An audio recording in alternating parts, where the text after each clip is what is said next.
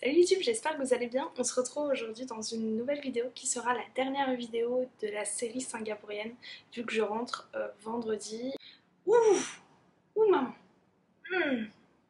Franchement, ici, il n'y a pas énormément d'insectes. Mais quand il y en a un, Madre mia, il est énorme. Et là, je sais même pas ce que c'était. Un mélange de guêpes, sauterelles et cousins.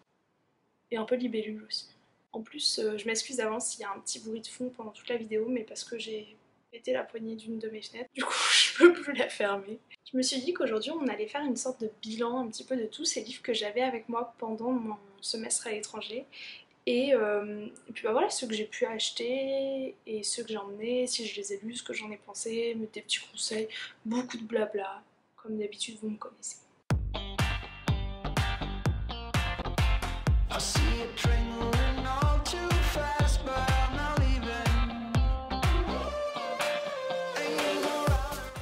Déjà, je pense qu'on ne peut pas parler de cette vidéo, ni même la faire sans mentionner mon meilleur ami. C'est le Kindle Boy. Je l'ai acheté en décembre pour renouveler une vieille liseuse que j'avais eue il y a 4-5 ans.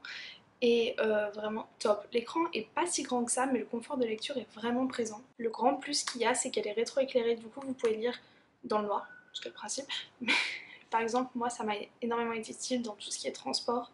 Notamment souvent on prenait l'avion le soir ou même les trains, les bus de nuit.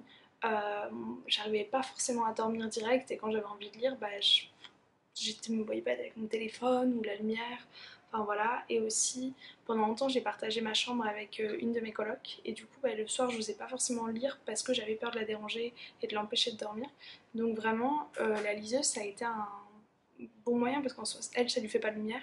Ce qui est cool c'est que vous pouvez vraiment ajuster la luminosité donc ça vous éclate pas du tout les yeux, comme vous pouvez ajuster la police et tout. Enfin franchement moi je vous le conseille et en plus elle est pas chère. Elle est à 54 € si je vous dis pas de bêtises.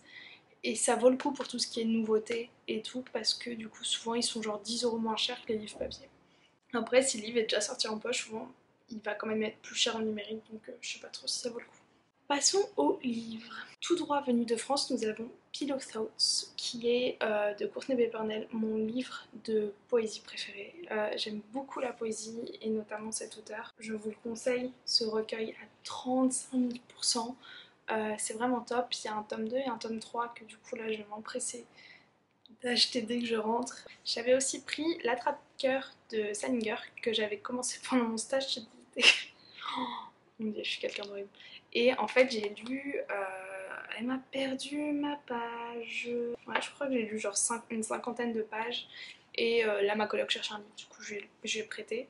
Et toutes les deux, on est d'accord, on l'aime vraiment beaucoup. Après, là, comme on l'a pas terminé, on peut pas vraiment se faire d'avis. Mais j'aurais voulu le finir quand même avant de rentrer parce que là, ça veut vraiment dire que pendant 6 mois, le truc a été dans ma chambre et j'y ai pas touché, quoi. Et l'écriture est hyper familière, le personnage est vraiment hyper attachant et tout. J'aime beaucoup, beaucoup et je comprends pourquoi autant de gens l'adorent ce livre. Ensuite, mon starter pack, un peu. Tiens, il a mon cas. Les guides du routard. Je suis mentalement dans l'incapacité de voyager si j'ai pas un guide du routard. Du coup, avant de partir, j'avais fait mes petits achats. J'avais acheté Bali, auquel j'ai eu le temps d'aller. Je suis plutôt contente.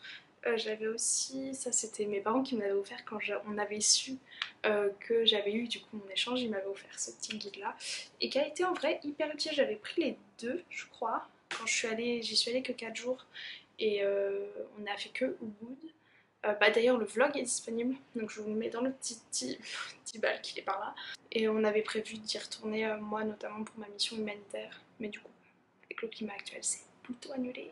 Celui qui m'a probablement le plus servi, c'est celui de du coup la Malaisie et Singapour. Singapour pour avoir toutes les adresses, mais en soi, la partie sur Singapour est pas énorme. Genre ça fait que ça, je crois. Et pour la Malaisie, est-ce que je l'avais pris? J'ai fait un week-end à Kuala Lumpur et du coup on l'avait pris avec mon frère. C'est quand il était venu me voir. Et aussi normalement, j'ai que la carte, je sais pas où il est passé. Je suis vraiment trop nulle.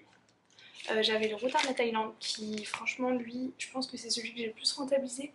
Notamment dites-moi si ça vous intéresse que je vous fasse une vidéo de genre comment organiser ces voyages et comment je l'ai ressenti de voyager seule Donc en Thaïlande, j'étais avec, au début on était une bande de 5 amis, avec notamment 2 garçons, et après on n'était que 2 filles pendant 2 semaines, et après une autre copine nous a rejoint au Cambodge, et voilà. Dites-moi si ça vous intéresserait de savoir un peu des petites astuces et tout pour vous organiser et voyager en sécurité, pas cher, comme vous voulez.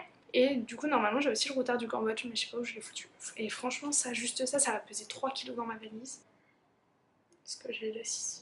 Et j'ai l'honneur de vous annoncer qu'en 2 mois, pas du tout, en 6 mois, je n'ai acheté que 2 livres papier que je n'ai pas lus. Oui, bah ça va, tranquille, c'est bon. En premier, on a Les chemins de Katmandou de René Barjavel, que j'ai acheté à...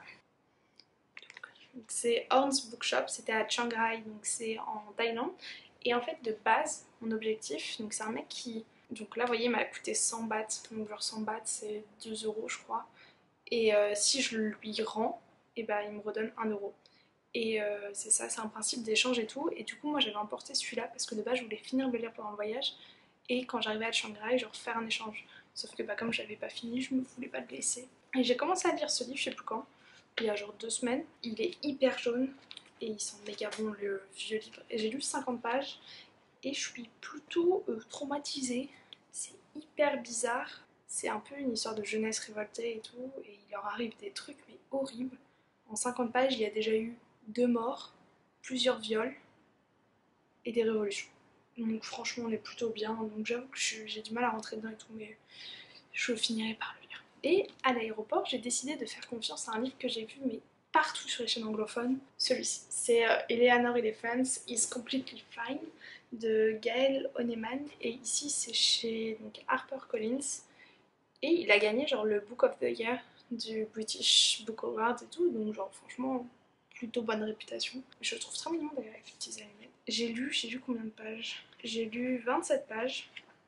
Et je l'ai prêté pareil à ma coloc. Et en gros, elle a arrêté de le lire parce que les pages se décrochent. Et elle m'a dit, je sais comment t'es tatasse avec tes livres, je préfère ne même pas lire le livre.